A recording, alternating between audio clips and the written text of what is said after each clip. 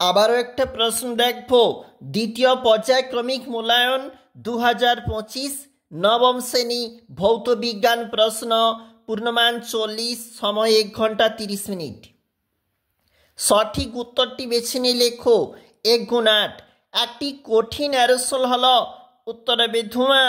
লঘু অ্যাসিডের দ্রবণের সঙ্গে বিক্রিয়ায় হাইড্রোজেন গ্যাস উৎপন্ন করতে পারে না ম্যাগনেসিয়াম। একটি দ্বিক্ষারীয় acid H2SO4 sulphuric acid.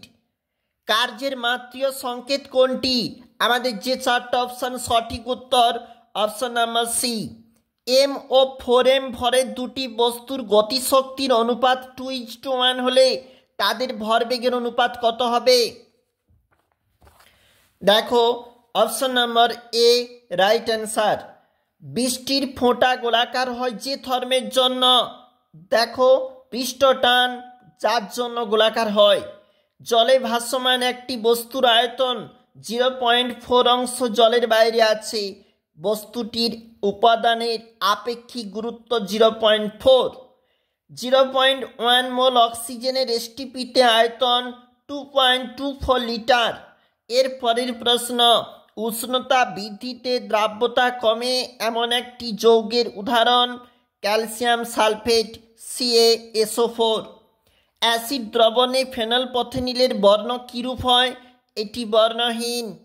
F বল প্রযুক্ত হওয়া একটি বস্তু ভি বেগে গতিশীল।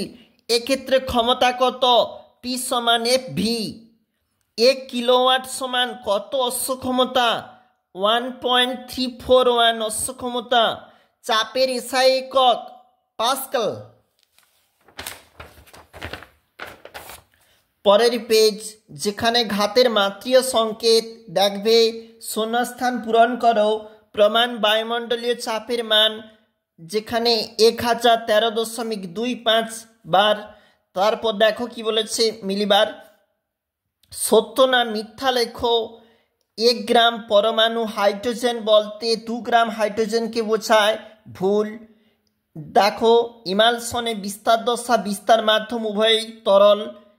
তারপরে বলেছে প্রকৃত দ্রবণের দাবকণাগুলির ব্যাস যেখানে আমাদের রয়েছে তার কম। এবার দেখবে তোমরা এগুলি 2 নম্বরের প্রশ্ন।